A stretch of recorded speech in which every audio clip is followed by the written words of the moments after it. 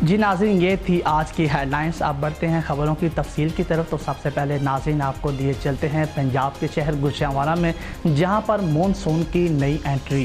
गुजरांवाला और इसके गिरदनवा में रात गए से कहीं हल्की और कहीं तेज़ बारिश का सिलसिला जारी है।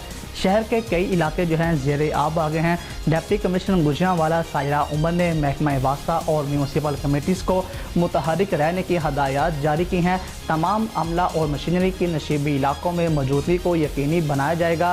रात 2:15 बजे से बारिश का सिलसिला वक्फे से जारी है।